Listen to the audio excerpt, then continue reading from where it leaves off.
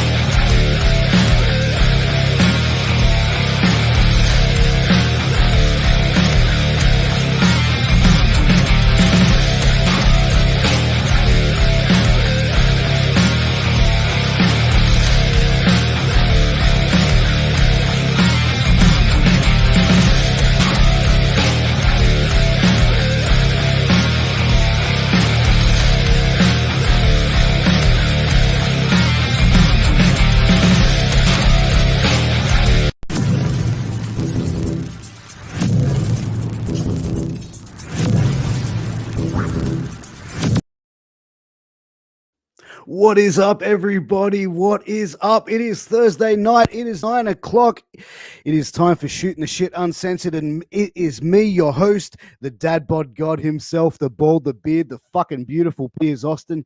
And tonight I have a very special guest, MCW star, Melbourne City Wrestling star, Mitch Waterman, one half of the tag team, the Brat Pack. And also, an incredible singles wrestler as well. So I'm really looking forward to having Mitch on. I've been wanting to have him on for the longest time, so I'm really excited to have him on tonight. Guys, but before we get started, I got to take that quick moment to thank some of those sponsors that help us keep the lights up on in this bitch. First up is Sleefs.com. That's SLEEFS, Sleefs.com. Now, if you or someone in your family or one of your friends is an athlete, you need to check out Sleefs.com.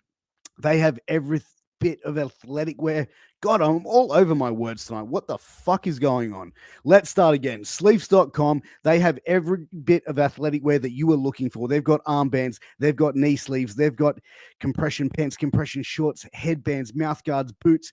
They've even got dirty boxes. Now, I said this last time as well, guys. They sent me a box of these dirty boxes, and I'm a pretty active guy. I got 3 kids. I run after them. I go to the gym. I'm nonstop all fucking day. Right? These dirty boxes, they stay dry all day. They are the most comfortable boxes that I own. And guys, they come with some pretty funky and cool designs. So, if you want to impress that special someone in the bedroom and you want to get a little bit of a giggle when the pants come down and you want to show them something pretty interesting, check out some of their amazing designs on dirty boxes. They'll definitely be keeping the smiles going. But guys, also check out healthvape.com. Now, healthvape.com is your healthy vaping alternative, guys. All of their products have no nicotine, no addictive or harmful chemicals, and they are vitamin infused. So, guys, go and check out some of their vape and pod products. Use promo code MWAPOD, and we will give you a 10%. Well, they will give you a 10% discount on your final purchase. Guys, I'm a vapor. I've got some of these on order. I can't wait to get them in because my wife's been busting my balls. She's saying, Pierce, you got to give up that vape. And this is my road to a healthier lifestyle. But guys, as well, it's been another huge week on the MWA Podcast Network. Get Funked, hosted by Alan Kiwi Funk, former WCW and TNA star. He recently just had on CW Anderson. That's now available on all podcast platforms and YouTube. So make sure you go and check it out. That was a great conversation those guys had.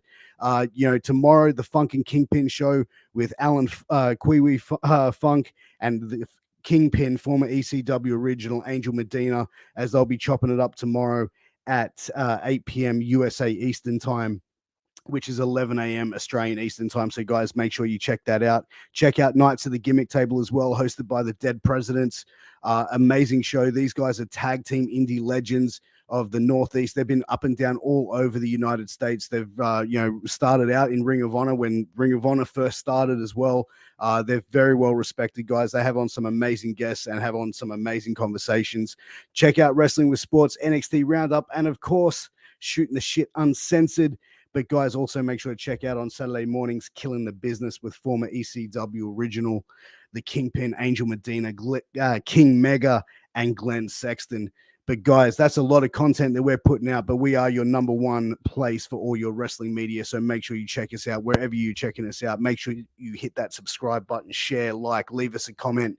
And guys, we appreciate you. But guys, without further ado, I can see my guest has been waiting patiently. And it's time to bring him out, the man of the moment, Mitch Waterman. Mitch, thanks for coming on the show, dude. Thanks for having me, man.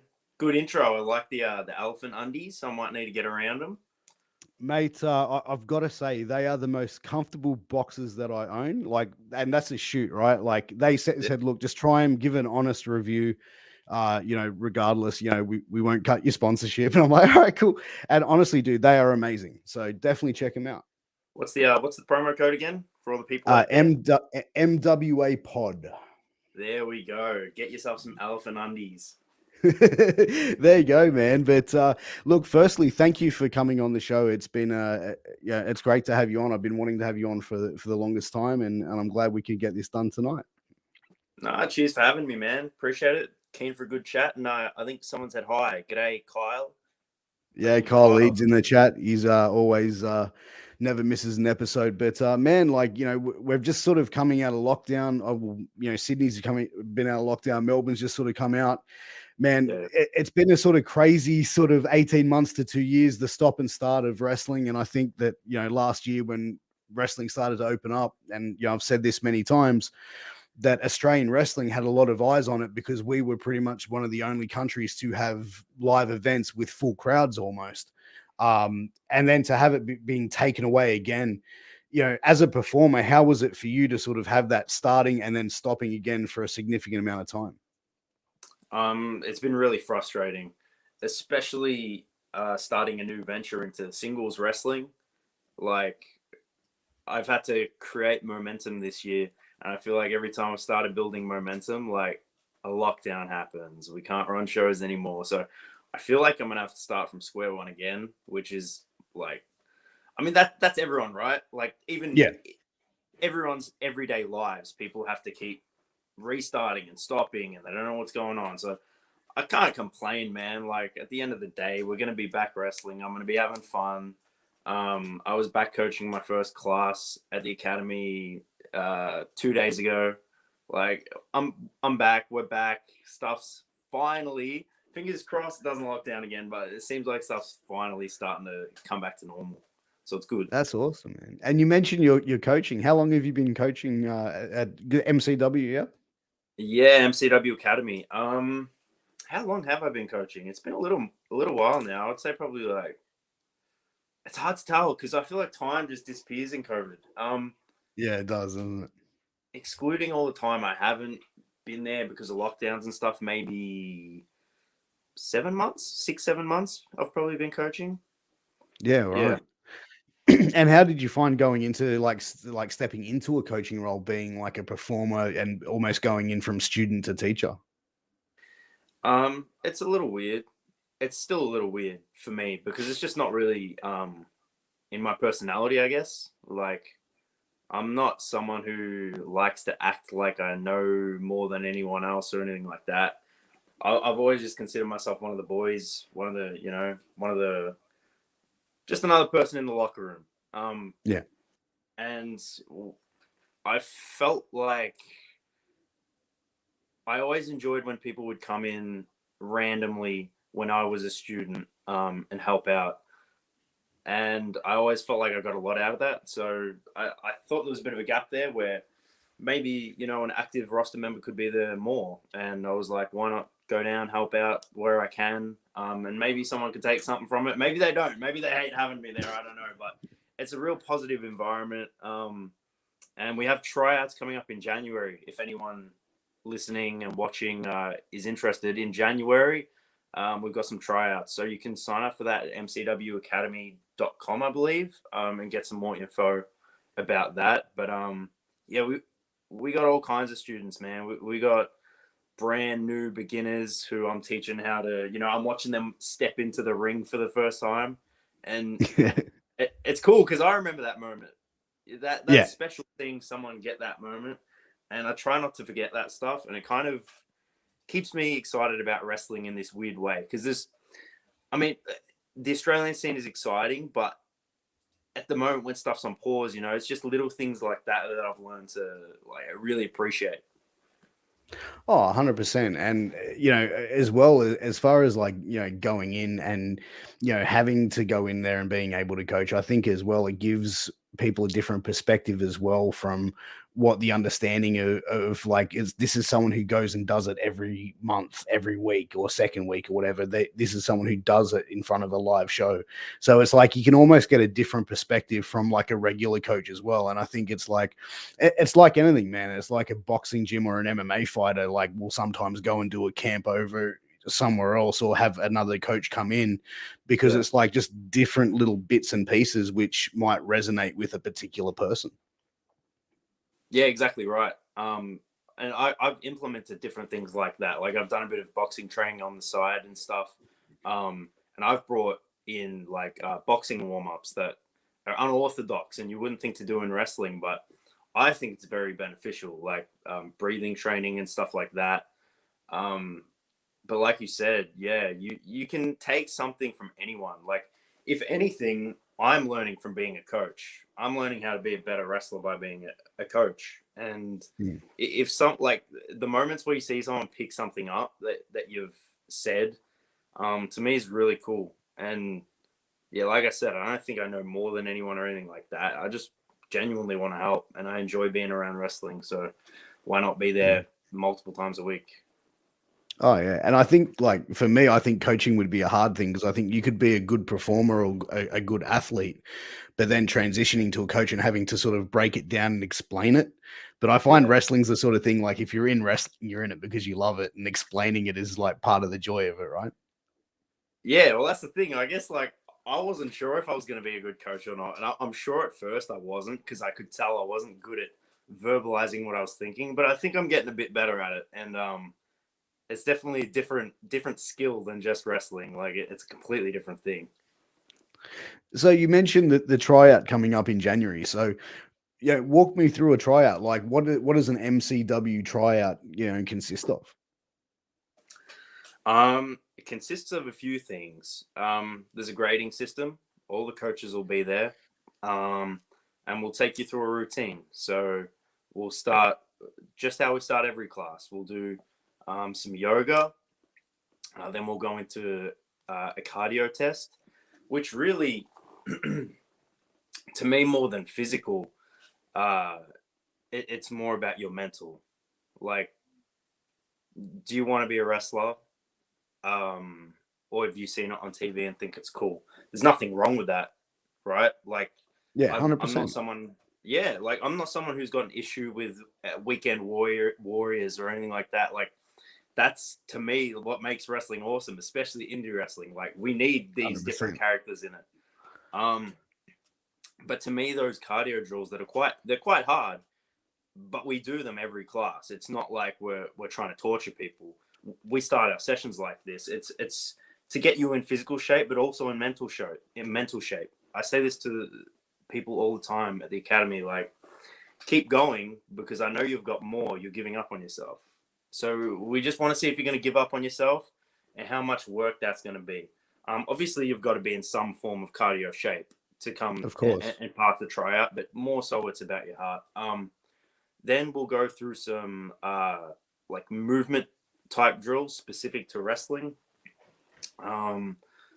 Just teaching people how to like get up correctly and things like that. We'll take them through some bumping techniques. No one's bumping at the tryout. Just, take them through the techniques, get them used to it. Do some neck strengthening exercises. Nothing crazy. We're not telling people to come in and bridge on their heads or anything like that. Yeah. It's a pretty straightforward tryout. And a part that I really like about the tryout that I've never experienced at any other school, and I've been to a couple, we actually interview. So each trainer is assigned some people and we're grading them through the tryout. And at the end of the tryout, we interview the person. We ask them a bunch of questions, like personal questions about who they are, why they're getting into wrestling, who they look up to in wrestling, because that's a huge thing. Like you can tell a lot about someone by who they look up to in wrestling. Yeah. And then yeah, the coaches go. We discuss how we think each individual went, what we think they're gonna have to work on, and we go tell them. And yeah, they'll either get through or they won't. But if they won't, they're gonna get a lot of feedback that's gonna help them better themselves and then come back. It's never a flat no. Never a flat no. Everyone gets multiple opportunities if need be. You said as well, like, you know, who they look up to in wrestling and when they come in there. Is that sort of like to sort of, because obviously it's kind of like music, right? So if you listen to like a certain band or an artist over and over again, and then you go and try and create music, you're going to have that sort of influence in it. Is it because it's like to sort of see where their influence is in wrestling? And if they're then going to try and emulate that individual style or that team style into their style? Yeah, it's a little bit of that. I think it's also just to get to know the person a bit more, right? Like, yeah, exactly. But it is to see where the head's at a bit. Like if you're trying out to be a wrestler and you're someone like me, who's not the tallest guy in the world, not the most jacked guy in the world, if I rock up to the Tryout and tell you my favorite wrestler is Goldberg, right? There's nothing wrong with that, but it's probably not going to translate well. So we're going to have to work around that in some ways, because if that's your favorite version of wrestling, we're going to have to figure out a way to make what you enjoy work for you. Does that make sense? 100%. 100%. Yeah. It's kind of to individualize everything for everyone. Yeah, I think that's probably a more personal way as well, and I think that's probably needed as well, especially, I think for people getting into professional wrestling, it's more than just the athleticism. It's like the performance, it's the showmanship, it's the individual being spotlighted, and how they can be spotlighted the best showcases their talent and also the company. Exactly, and if the best way someone can be showcased doesn't necessarily line up with what they enjoy about wrestling, there can be an in-between. You can figure out a way to make it work, right? Find pieces from everything and make it your own, and find ways to make it work. So yeah, I'm not gonna sit there and say, hey, your favorite wrestler shouldn't be Goldberg. Like, I love Goldberg. I think he's awesome. Especially in his prime, but there's nothing wrong with that. We don't ask that question to bully you, right? Like, I'm not no. anyone. I never have. It's always so it's not like they go. Some guy goes, "Yeah, I'm a huge rock fan." You're like, "Fucking Mark." Yeah, nah, it's not that at all. Not at all. Yeah, no, 100%. But let me ask you this question: before you broke into wrestling, who was your biggest influence? Goldberg. Such a hard question. It changes, right? Like, it is. It's such a loaded question, though, isn't it? It's like, yeah. So when I was real young, like when I first started watching wrestling, my favorites were Shawn Michaels, Eddie Guerrero, and Rey Mysterio. As I got a bit older, that changed to Jeff Hardy and CM Punk. Yeah. Then in high school, I went through a real weird phase where I just become obsessed with Dynamite Kid. Like, I just thought he was the best wrestler ever. And that was kind of when I started actually training. Like, I loved Dynamite Kid. And now as a wrestler, it changes all the time. It changes all the time. I watch a lot of Terry Funk, weirdly. It's probably a random one that you wouldn't pick by watching me. I watch a lot of Terry Funk. I watch a lot of Ricky Morton. Who else do I watch a lot of? Jeez. I went through this Bruiser Brody phase a few weeks ago. Like, I watch all kinds of wrestling. But probably the biggest all-time one, maybe. I can't pick one. I really can't pick just one. The top three would probably be Punk, Jeff Hardy, and probably Shawn.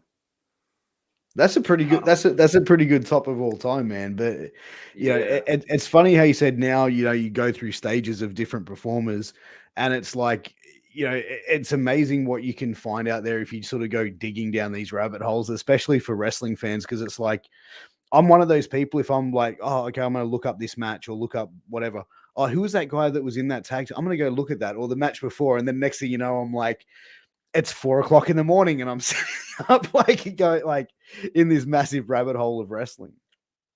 Yeah, it's endless. It's endless. When you think you've seen it all, you haven't. Like, you'll find some random lucha match or some Japanese worker you've never seen before. Like, I was watching I can't even remember his name now. The Velocities from PWA. We were watching who were we watching? We were watching some Shibata. Was it Shibata? No. I can't remember who we were watching at the time. We were watching some Japanese wrestling, and all of a sudden Paris de Silva got us to watch this Dragon. I think it was Dragon Gate. This Dragon Gate match, and I'd never seen these two guys before, and it was insane. It was so good. So like things like that, and then you go down a rabbit hole of watching that dude, and then the dude he wrestled, and it's just, yeah. I like everything. There's no wrestling I don't like. Yeah, and I think that's the main important thing. Like, I think the last time I went down this rabbit hole the other week, I sat down and watched Necro Butcher versus Samoa Joe, and then next thing you know, I'm watching Loki versus Necro Butcher, and then I'm seeing Loki and like some of the matches he had in earlier, and I'm just like, fuck me. Like, I was like hours into it, and I was like, all I wanted to do was sit down and watch that one match, and then it just turned into snowball. He was the man too. Loki was the man back then. Like, some of his matches were just dirty. They were just filthy. They were great stuff. But you know what? It's funny. Like a couple of the guys that do podcasts on the network, friends of mine who actually know Loki, and I'm like, and I asked them about him, and I'm like, what's he like? And they go, man, like if you're his friend, he's cool, but he's a dick.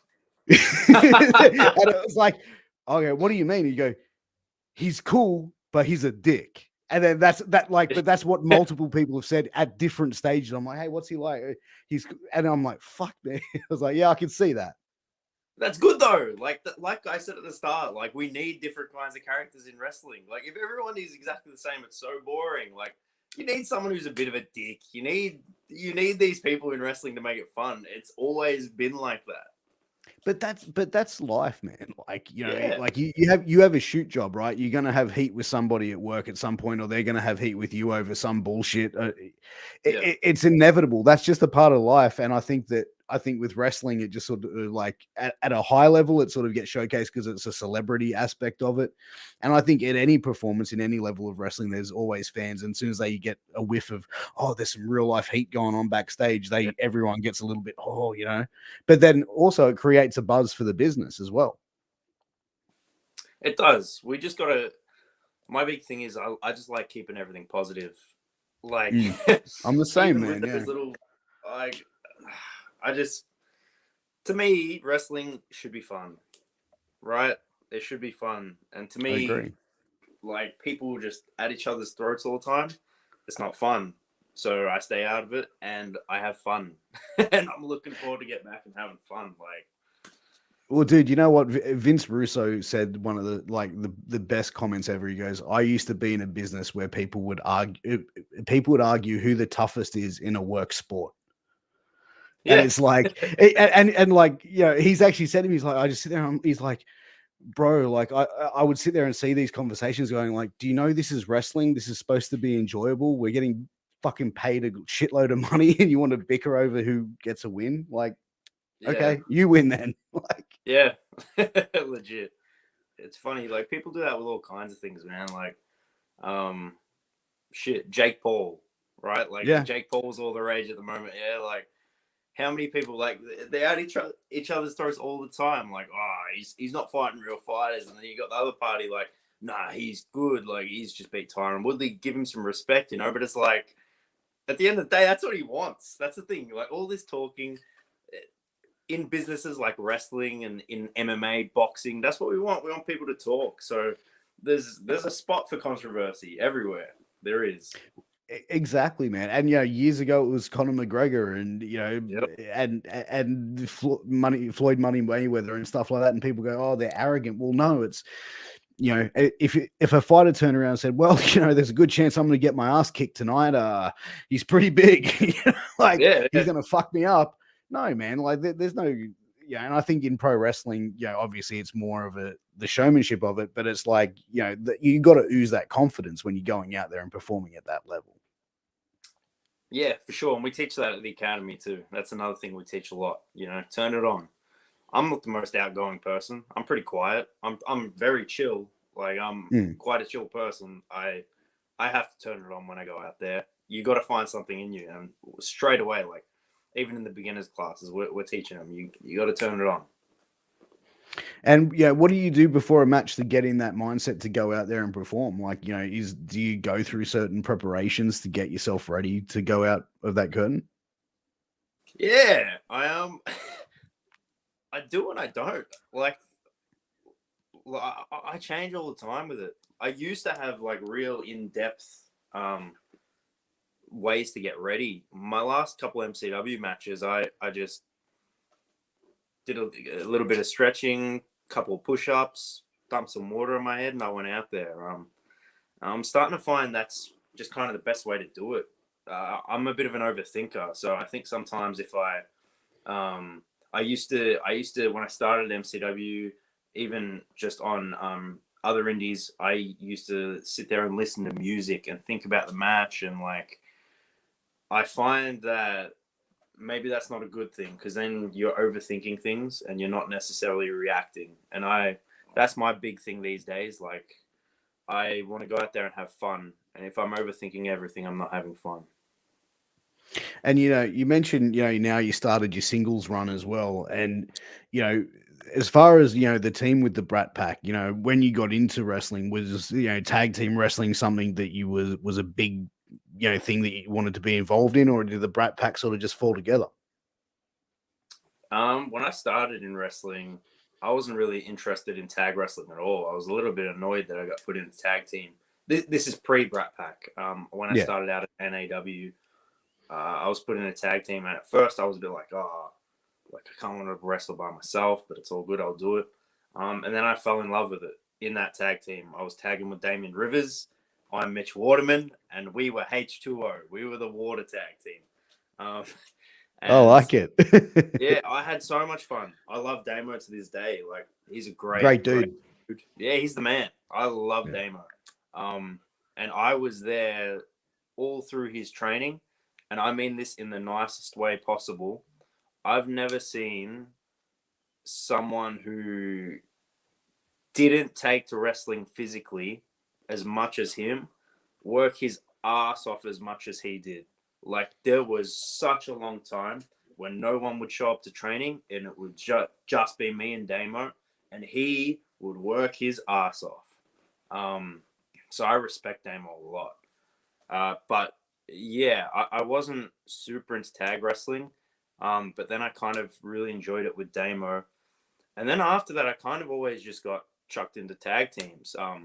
It was probably 2 or 3 year run where just like whatever indie show you would go to, I would be in some random tag team. But when Brat Pack come along, that was a bit different, because for me, I used to go and attend MCW shows all the time. I was a fan of MCW, like legitimate fan. I thought, I used to go to school, like in high school. I used to go to school, and I would be like to my mates, "There's this wrestling in Melbourne, and it's sick. It's not shit. It's like top level stuff." Excuse me. I got a dusty throat. I'm not sick. I just need some water. Sorry. All good.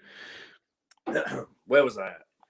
I used to go to school, and I'd be like, "These shows are awesome. Like, you guys should go." They'd be like, "Oh, whatever." Eventually got them to go to one, and they were like, "Yeah, this is sick." But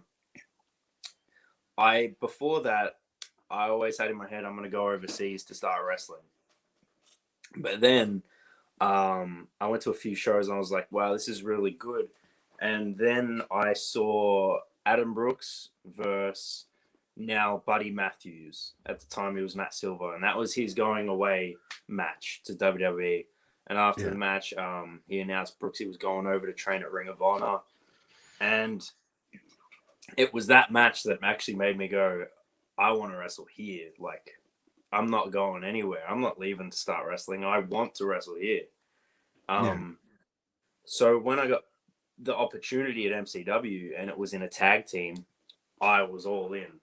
I didn't care what it was. I just wanted a foot in the door. And then we both got really obsessed with tag wrestling. Me and Nick, we loved it. We watched all kinds of tag wrestling, Rock and Roll Express, Midnight Express. Like we were watching all of it. Gordy and Hanson. Like we were obsessed. Jesus, you're going old school, man. Dude, we love tag wrestling. I still, to this day, I just am in love with tag wrestling. I watch FTR these days, and I'm blown away. Like I love it. I love it so much. But yeah, that was a grown love. It wasn't just something that came straight away. It was an appreciation. It was like, now that you're a wrestler, like you can appreciate it more. I mean, from a creative aspect as well, there's so much more that you can do as a tag team, as you know what I mean? Like, and I think that, you know, like you as a performer, like have that creative mind going, what else can we do? And I think as a singles, you can do so much. But I've always said a good tag team has to have two solid, good workers, you know, from bell to bell. Like you can't have like one green as good, you know what I mean? Like you've got to have two good workers to make a good tag team. Yeah, and I think that's why me and Nick worked so well. We kind of, when we were brought together, and this was just a happy accident, I was maybe at the time more of a confident wrestler than him, and he was more of a confident performer than me.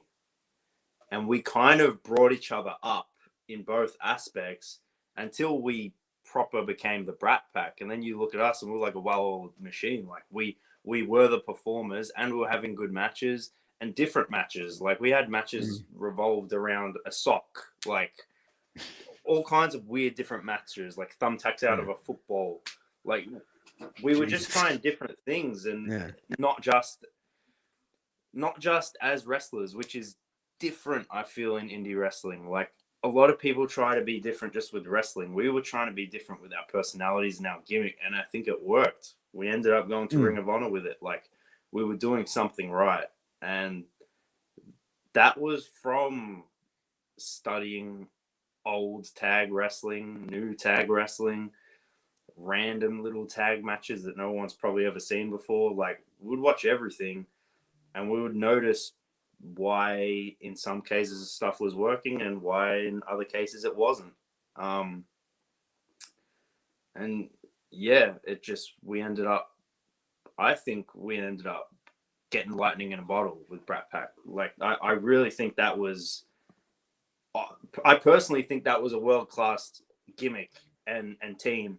And I wasn't the only one who thought that. And that takes a lot for me to say, because I'm not someone who says stuff like that, but I still think it is. I think if we ever revisited that, if Nick decides to come back to wrestling, like that's always there. Yeah, and I think that, you know, without a doubt, you know, the Brat Pack, you know, are one of the best teams in Australian wrestling. You know what I mean? Like you look at the teams, you know, from all across the country. You know what I mean? Velocities, Brat Pack. I'm kind of remember their name. The Greek tag team. I always pronounce it wrong. The Payera. Parea. I apologize, but you know those guys are insane. I love their work. Yeah. But you know, and you know, Murdoch and Aisha, and you know, we're seeing a lot of these teams which are just, you know, I think tag team wrestling in Australia is probably, you know, the hottest anywhere in the world. Yeah, it was catching fire for a bit there too. Right before COVID, tag wrestling was really starting to catch its stride a bit. I always thought the Untouchables were maybe no pun intended, an untouched talent worldwide, because I think they were a world-class team for sure. Oh, 100%. But yeah, tag wrestling's awesome. It's going to keep blowing up here. I think Velocities are legitimately one of the best tag teams in the world. I think they would be probably signed somewhere by now if they had have gone to PWG like they were meant to before the pandemic. Like, I think tag wrestling is going to blow up big time. I agree. I agree. And you know, as far as the split between, you know, separating of the Brat Pack? Like, it seemed, in storyline wise, it was a very amicable split, a little bit of an emotional story being told there. But whose idea was it to split you guys up? Was it you guys sort of saying, hey, look, this is sort of run its course for now. Let's go and do our own thing and maybe revisit this somewhere down the road?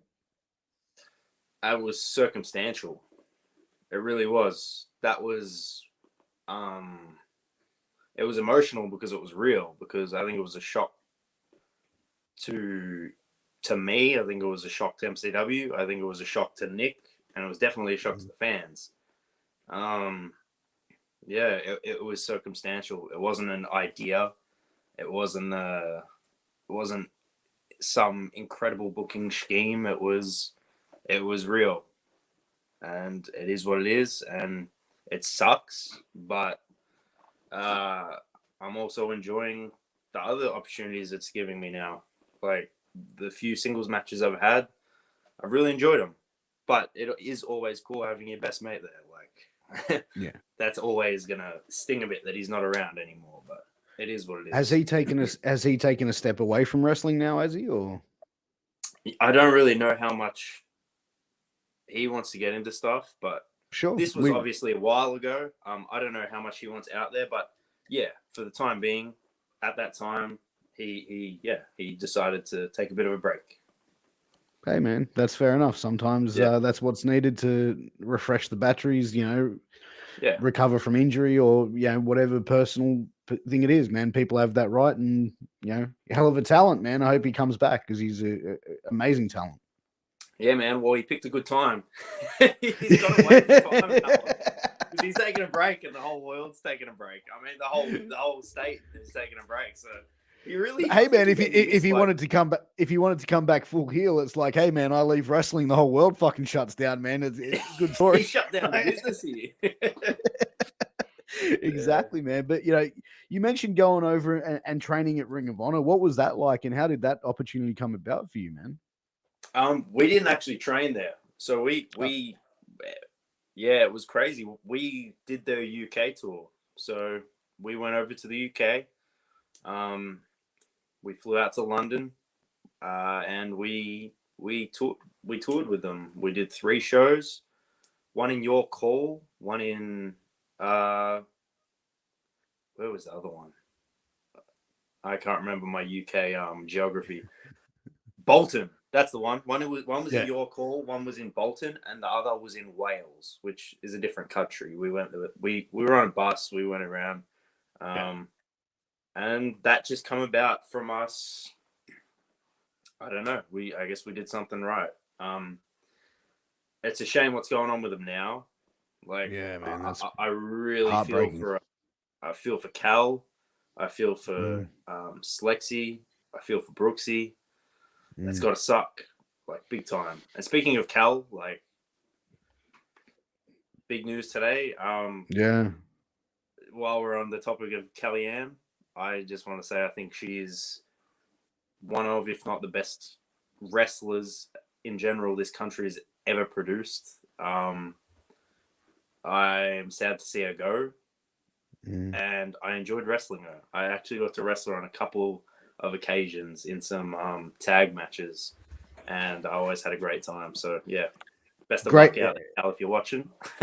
She's an amazing talent, and the statement that she left, man, I read it, and man, almost heartbreaking to read some of it. You know what I mean? Like I really felt for her, and even my wife, who isn't a wrestling fan, I sort of showed it to her, and she was like, man, that's pretty heavy. You know what I mean? So huge shout out to her, man. She has been one of the best talents this country's produced, hands down. So if she is watching, all the best, and if you come back, that's great. If not, all the best to you in life. So, but it's what happened with Ring of Honor. You having that opportunity to go and wrestle over there. Like, who did you get to work when you were there?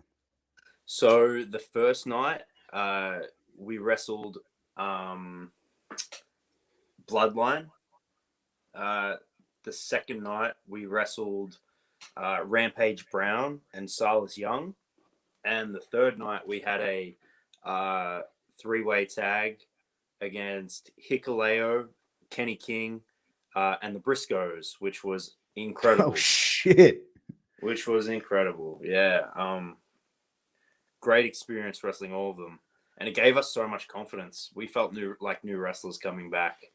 It sucked that everything shut down right after that because our confidence grew so much because we toured with them in October, and that was when COVID, the echoes kind of started. We come back, worked a couple of shows, and then I think January, right? Stuff started getting bad. And yeah, it all kind of disappeared, but it was an awesome experience. Dude, the Briscoes are an amazing talent, dude, and to be out, they're probably one of the best tag teams in the world, and up there as one of probably the best two unsigned guys that WWE never signed as well, or hasn't signed yet. But what was the biggest takeaway out of that match? Was there anything that you learned as performers being in the ring with guys like the Briscoes? Because they've been around for like 20 plus years, man, at a very high level.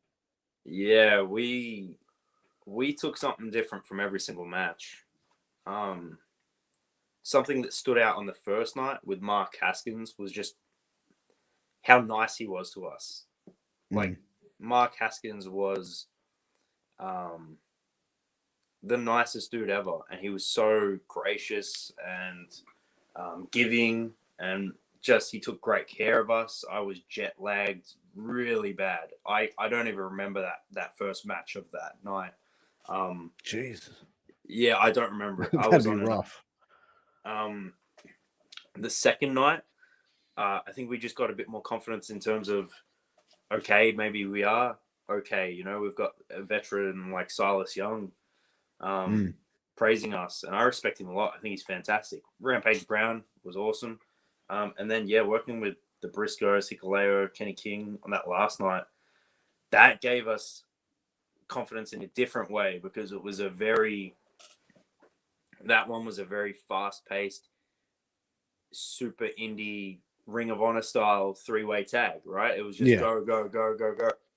And being on tour, there's a lot that goes on, and we were added to that match like half an hour before the show. We weren't actually booked on that show. So we were only booked for the first night of the tour. Yeah. And then they ended up adding us to the second night, the day of. And then the third one we weren't added to. And then, yeah, half an hour before the show, we noticed on the run sheet that we were added to that tag match it turned into a triple threat. But yeah, just to be able to hang with talent like that in a last minute go match, and it went silky smooth, like that gave us a huge level of confidence. Like, okay, maybe we can do that style, and maybe because we hadn't really dabbled with it. Like, if you watch a lot of Brat Pack matches before that, we were very just gimmick heavy tag matches, which there's nothing wrong with that. You're trying to be different. A show full of incredible wrestlers. How do you stand out? That's how we stood out.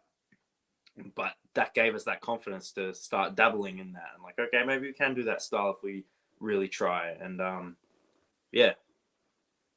But dude, 30 minutes before the match is gonna have a place, were you shitting yourself, going like, "Fuck, what are we gonna do? Like, what's the go here?" Or were you like, "You know what? I'm just gonna fall in line, listen to these guys, and do what I'm told." Yeah, it was weird. It was weird. I can't explain it. Like, I feel like we should have been shitting ourselves, and we weren't. We were just, our mindset was, okay, we're on this tour. We're on the same level as all these people this tour. Obviously, we weren't, but that was our mindset. That was our confidence. We went there and we're like, okay, we're in this match. Cool. Let's get it sorted and let's go do it. You don't have professionals. Yeah. Professionals, like, but also another thing, I'm trying to play it cool, but like, when you've only got 30 minutes notice, you don't have time to be nervous. You know what I mean? Like, it's 100%. You can't get nervous. You just have to be on. So, yeah. Well, plus as well, like, I think if you sit there and look nervous and shitting yourself, in that thing, it could have been a test as well. All right, let's see how these guys are under pressure. Let's throw a curveball at them. They don't know their work, and they're gonna work. You know what I mean? Like, that's the Yeah, sort of the thing that's done in wrestling, or used to be done in wrestling. yeah, and I think it should be done. Stuff like that should be done. Stuff like that's happened to me all the time in my career. I'm lucky in a sense because then when you get on a stage like that and it gets thrown on you, like it's all good. Like I think it was my second singles match ever was against Tommy Hellfire at GPW, and we had this. We had it all sorted. We've gone through the curtain, and before I even get in the ring, he just jumped me and started beating me up, and he beat me up all around the building, and I had no idea what was going on, but I didn't panic, and it was a test. And sometimes you just need to learn to not panic, like what I said earlier at the academy, right? With these fitness tests, people get blown up because they start panicking. We teach everyone straight away, do not panic. Trust yourself. You can do it. You can do more than you think you can do. Just stay relaxed. And that's the thing. As soon as you start panicking and freaking out, that's when you get injured or someone else gets injured, And Yeah. And you've seen accidents, and we've seen accidents happen in professional wrestling because someone, wigs out at that exact moment, and injuries occur and can be life threatening as well, man. So it's like, it makes a lot of sense to be calm, cool, collected at all times in the ring. Yeah, and just in life as well. Like if you start panicking with anything, right? Like if you're at work and you get told off because you made a mistake and you start panicking, what's going to happen? You're going to make more mistakes, right? 100%. You got to realize what you did. Go, shit. Okay, I'm not going to do that again. But move on. You can't stay resilient. there. And resilient, exactly. And you see it in matches too. When something goes wrong with inexperienced wrestlers, myself included, I've been there before. When something goes wrong and you panic, stuff keeps going wrong. You need to learn to just let it go and move on. Yeah, sort of forget about it. What's happened next. Yep. The mistakes happened. You can't go back. It's done. Like, but I suppose as well, that's the same as if you do something really cool as well. Like, you can't stand there and be like fucking Barry Horowitz yourself. You know what I mean? Yeah. Fucking good work, Mitchie. Yeah, the old pat on the back. Yeah, exactly. But look, it makes a lot of sense, man. But as far as you as a performer and being in singles now, what are your goals? Now that we're coming out of lockdown, where it looks like it's going to be a big 2022 for Australian wrestling. What are your goals as a performer? Like, where do you see yourself going in the next 12 months? It's interesting. The cool answer would be, I'm gonna tear it down every single match. I'm gonna, I want to win a championship. I want this, I want that. But I also, just after not wrestling for so long, I really just want to have fun, right? And whatever that means, right? But like I had a match with Slex at MCW. That's a high pressure, big match. I had so much fun. Like, I thrive under that kind of pressure, under those kinds of matches. I loved it. I was having a ball. So when I say I just want to have fun, I don't want these big matches or these big moments. Like, to me, that's fun. So I definitely do want that. I do want to be wrestling for championships in big spots against the best wrestlers in the country and the best wrestlers in the world. And I want to get to that level, but also show that maybe I'm closer to that level than a lot of people think. Yeah. And I think that's the thing at that time to shine. As you said, you have high pressure situations, but you had the most fun. You thrive under that pressure, but also because you obviously love professional wrestling and being in getting that opportunity. You're not going to allow, you know what I mean? You want to put out the best showing and show that you can hang at that level yourself. Absolutely.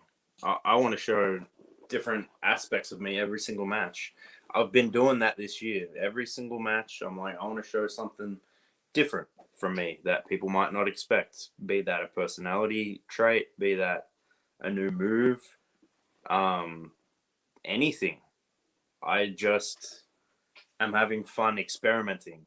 I've never got to do singles matches and experiment. I've always been doing tag stuff.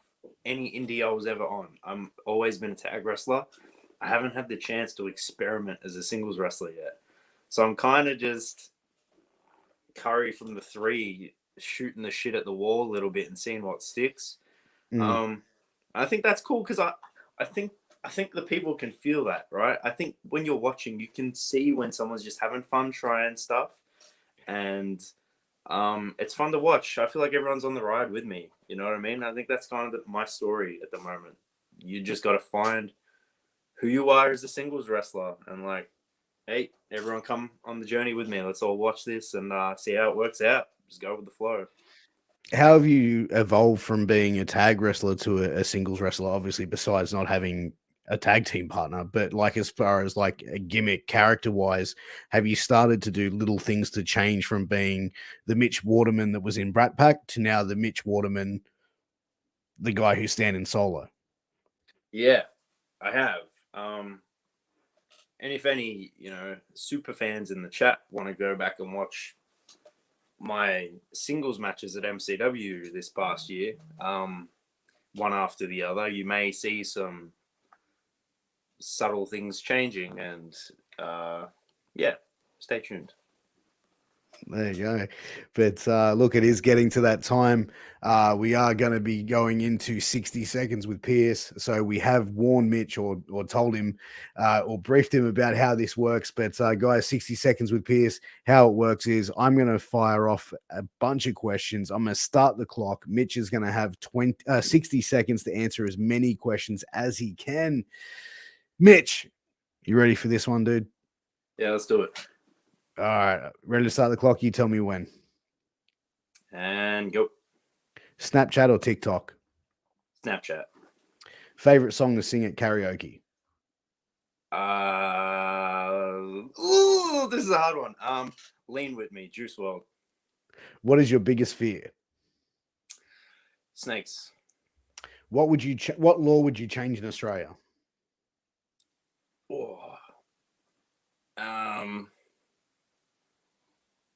Make weed legal. There we go.